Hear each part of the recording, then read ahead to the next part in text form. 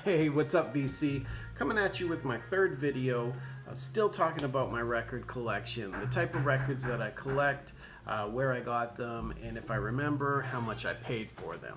So in my last two videos, I talked about my purge pile. These are records that I no longer listen to, that I'm willing to sell or trade off. So I picked out 5 from my current purge pile, and I wanted to show you them before I sold them off. So the first one is the Best of Gil Scott-Heron from 1984, Arista Records. This is a compilation, and the problem with this one is I don't think the tracks are very strong, the ones they picked for this. He had a 1974 release, The Revolution Will Not Be Televised, which was also a compilation, and that one is way stronger than this one.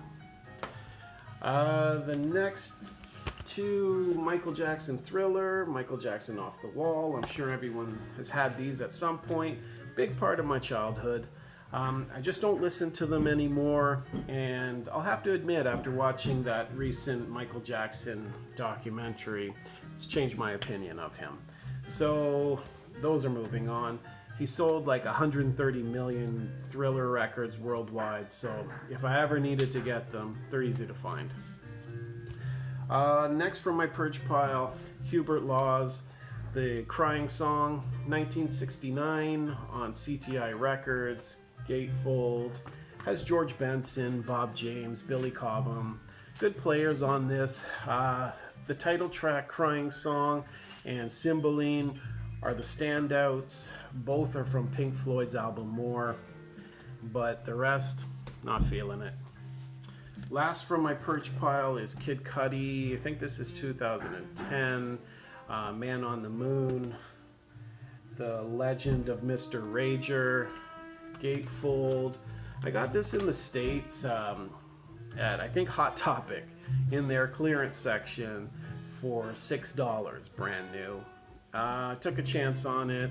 It has 2 tracks he does with Mary J. Blige, one with Kanye West. Just not feeling it. I kind of feel like this is hipster hip-hop, not my style.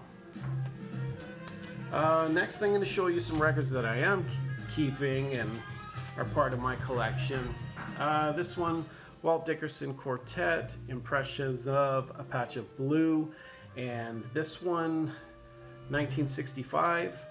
And the cool thing about this record is Sun Ra plays piano on the whole thing.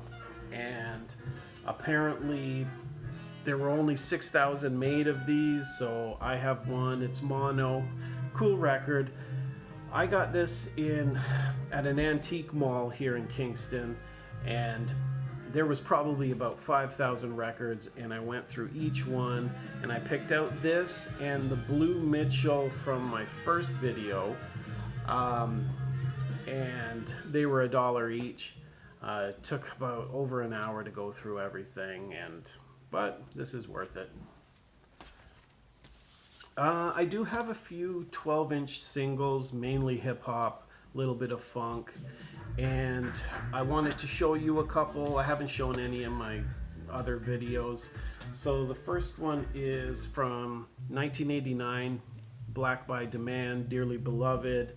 This has a sample of Owner of a Lonely Heart, and Prince saying Dearly Beloved. As you can see, the African medallions shows that what was in at that time.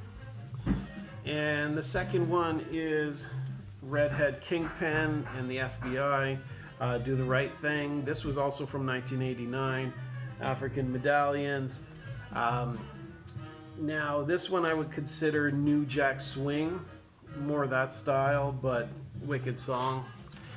And the last 12-inch that I wanted to show is White Label, Promo, Dr. Dre, and introducing Snoop Doggy Dogg. So this was the first track that Snoop Dogg was performed with Dr. Dre, and this is from the Deep Cover soundtrack. I think it's 92, and the song's called Deep Cover. You'll have to excuse the sound in the background. Yeah, they're really working on my roof right now. Next is Quazar. I'm going to show you a couple funk albums. This one was from, I believe, 1978, and this was produced and arranged by Glenn Goins, who performed with Parliament Funkadelic. I think he did vocals for them, and you really hear their style. It sounds like a Funkadelic album, the first side, and then it kind of changes. It gets a little more experimental on the second side, but a cool record. I got this at another antique mall, and this was a $2 record. Next, Mtume. This was an eBay purchase. They never mentioned that the cover was pretty beat up, has some writing on it, tons of wear. The cover's crap, but the record's in great condition. This has the title track, Juicy Fruit, which Notorious B.I.G. used that sample and the beat from for his song Juicy. So, wicked album. This is really electro funk, Chicano funk. Bang this in your ride. Next two I wanted to show because in the 90s, hip hop was so amazing, late 80s, early 90s, and this group really changed everything for me. And this is Public Enemy. And these are my two favorite albums from Public Enemy, and the only albums I have on vinyl. Both are UK presses. As you can see, a little sticker that says Made in England. One was from 88, 1990. These really changed hip hop, made it more conscious. Lyrics, beats were banging. And it really introduced Flavor Flav as the best hype man. So these had many hours on them. I just love these two records, and what can you say? Classics. Now, currently, my favorite hip hop artist, and I think the best living rapper, would definitely be Jay-Z. And I don't think anybody else compares to him. Maybe Nas is close, but if anybody says Lil Wayne or anything with a Lil before it, they're full of it. But this album from Jay-Z, The Life and Times of Sean Carter, Volume 3, yeah, this one kind of slid under the radar, but it does have big tracks like Big Pimpin's on this, So Ghetto, and Do It Again.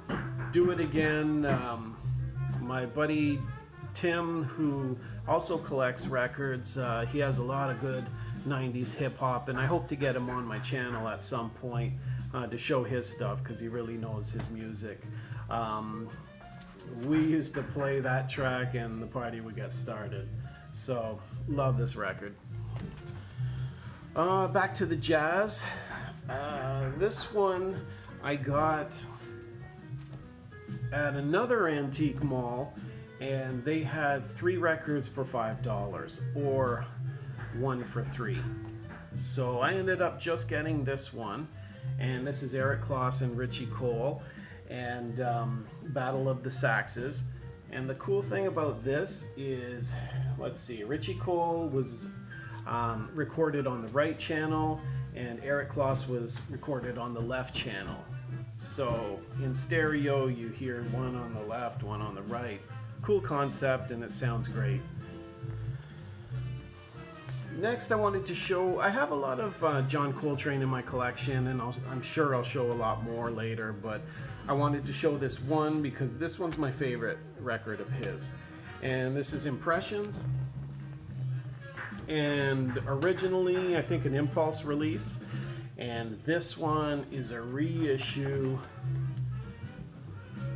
This is like a 2017 reissue that I got on eBay, and it's Dole. I know Dole's not really respected as a record company and for doing reissues and the quality, but this one sounds amazing. And I just love his playing on this, and it takes a while to digest, but once you do get it, amazing. Gatefold, 180 gram vinyl. Believe I paid 1790, about that, on eBay through a UK seller. So, wicked record.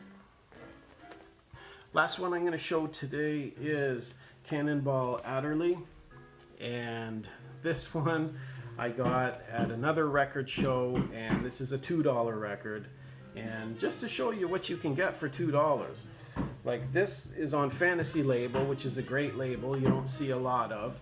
Gatefold, record is in great condition. So is this. The players that are on here: Nat Adderley, Erto, Jack DeJohnette, George Duke. This is killer. And for $2, what can you say? So that's it for today. Thanks for watching me again, and hit that like button and subscribe button, and I'll keep coming at you with these vinyl videos. All right, bye.